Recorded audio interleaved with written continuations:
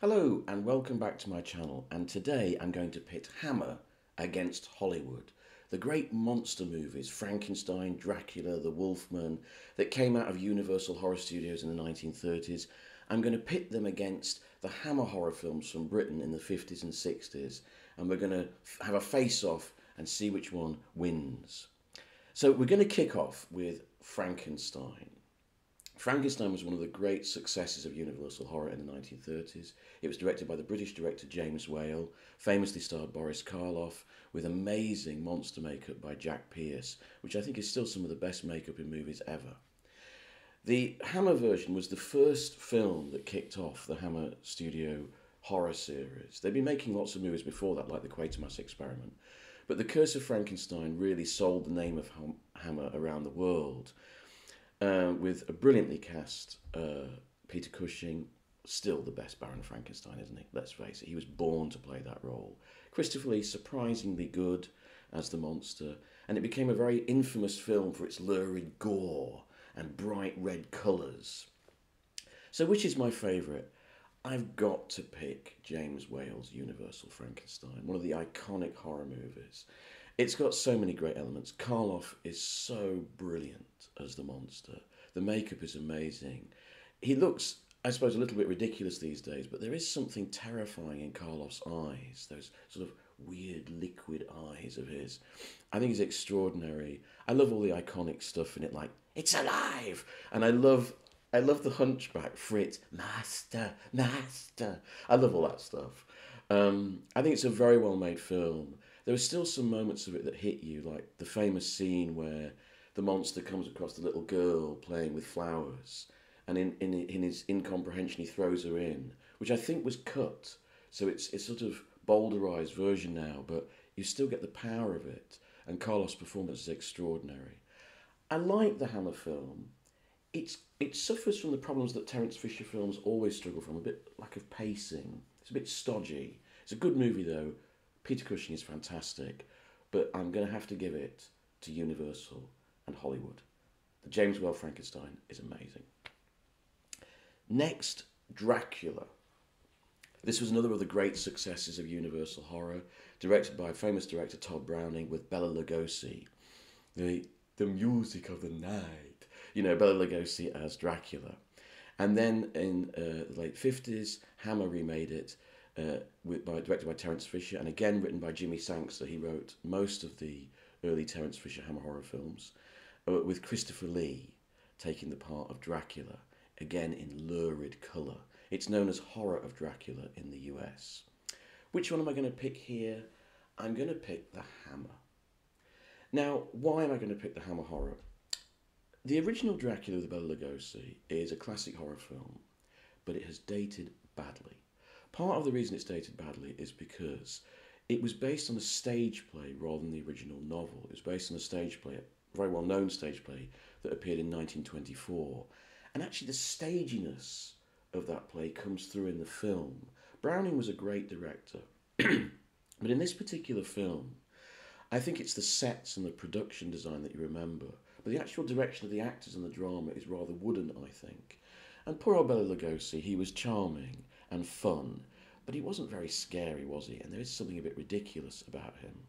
He plays the Count as this sort of, this almost embarrassingly silly man going like this, What I like about the Hammer Dracula, apart from the beautiful lurid colour, one of the things that sticks out to me about the Hammer Dracula is that scene where Lucy, who's become a vampire, calls her little sister, and the little sister comes in a yellow gown, and the yellow and the white of their gowns as they go through this fog-enshrouded cemetery, and then Michael Gough turns up. The lurid colours of that film are amazing. But what I really like about Hammer Dracula is Christopher Lee, who again I think was born to play Dracula, and I love his entrance. And this is where I don't rate Terence Fisher very highly as a director, but he's really good when he introduces Dracula. Why? The shot where Dracula is introduced, you see this imposing figure at the top of these stairs, and then he sort of quickly, like a lord of the manor, sort of potters down the stairs, comes right up full face to the camera and says, "I'm Dracula." And he's very noble, and he's very urbane and suave. And that's right. I prefer that to the Bela Lugosi sort of stuff like this. I prefer the fact that Dracula is a nobleman. He's someone who can seduce you with his nobility and his charm. It's a very understated, anti-dramatic, very English, introduction of Dracula. Very different, for example, how Murnau does it with Max Schreck in Nosferatu. But I really like that. It really gets across that thing that was in Bram Stoker's novel of this nobleman who's twisted and monstrous inside. And so when, Lee turns into the vampire and you get that with the blood all around his lips, it makes a real impact. I think that the sort of luridness, that sort of sense of corruption of the upper classes in Dracula, Terence Fisher gets that right. And I think that's lacking in the Universal Hollywood film. So Hammer gets that one. So that's one each. The Wolfman. Now, if I'd done this video about 10 years ago, I would have instantly chosen the Hammer horror with Oliver Reed in his first big starring role playing the Wolfman, again in lurid colour with this very exotic story set in Spain. But recently I went back and watched the original 1941 Wolfman written by Kurt Siodmak, and I'd forgotten what a good film it is. When I was a kid I kind of rejected it because I thought the sort of, the way the Wolfman transforms with layered shots and, and his eyebrows always moving around and going, I thought it was so stupid. And I always found Lon Chaney Jr. a rather boring actor, to be honest. Doesn't have the sort of virile power of Oliver Reed, does he? But I went back and watched it, and it's a really good script, and we forget how much Kurt Siodmak actually, he didn't so much create the Wolfman myth as he's credited with, but he solidified it. The whole idea of the moon, turning a man into a wolf. And that wonderful quote, which I've written down, even a man who is pure of heart and says his prayers by night may become a wolf when the wolfbane blooms and the autumn moon is bright. And a lot of people think that's an original piece of folklore. It's not. Kurt Siodmak made it up, which I think is fantastic. And of course, all the stuff about Silver Bullet, that all comes from this movie. And I think that's brilliant. I really admire it when a storyteller creates a modern myth, that goes into our collective consciousness. I think that's such an incredibly brilliant and powerful thing to do. And they did it in this movie. And it's a beautifully directed and beautifully set movie. So now I'm going to give it to the Universal horror film. The Wolfman is going to beat the Hammer film. Next, The Mummy. Now, The Mummy was originally made in 1932, I think, and it was directed by Karl Freyund, who was a brilliant German cinematographer, later director. And it starred our friend Boris Karloff in incredible makeup. It looks absolutely terrifying in it. Very atmospheric, a bit creaky, a bit dated. The Mummy was not based on an original novel like Dracula and Frankenstein. It was actually an original treatment. So surprisingly, the story is rather slow and rather stuffy. It doesn't really get any momentum going. The Hammer version was actually based on some later Mummy films from the 1940s, again in lurid colour. And that's why I'm going to choose it over the Universal. I'm really sorry. I really should be picking the Karl Frey and Boris Karloff movie, but I'm shallow, and I can admit it. I don't really like either of the two Mummy films, actually. So I'm going to pick the Hammer film because it's in lovely, gorgeous colour. It has Yvonne Furneaux as the lovely princess, and I just find it more charming to watch. I'm sorry, but that's a win for Hammer. So now it's 2-2. Now we come to Dr. Jekyll and Mr. Hyde. Well, I don't think any version is going to beat the 1931 version with Frederick March, directed by Ruben Vermillion, brilliant director. It's a classic, and there are so many elements of this film that I love. I love Miriam Hopkins as Ivy, one of those great screen belles, screen goddesses who's been forgotten. But check out the scene where she's a prostitute and Jekyll has to go and see her. He has to visit her as a doctor, and there's a bit of flirtation, pre-Hays Code flirtation between them. You can watch that scene on YouTube. It's so good, and it's so sexy. And Miriam Hopkins is so funny. And one of the things that stays in my mind about this film is when he leaves with his gentleman friend, she dangles her leg like a ticking clock from the bed. When I first got into movies, that was one of the scenes that stayed in my mind. I thought it was so brilliantly done, so subtle. You know how there's certain things that, as a young person you get into in movies, and that was one of the things that I really focused on. I thought it was really clever. Um, I'm going to speak up here, probably make a fool of myself. I'm going to speak up for the Victor Fleming film made in the 1940s with Spencer Tracy and the very miscast Ingrid Bergman. I quite like it.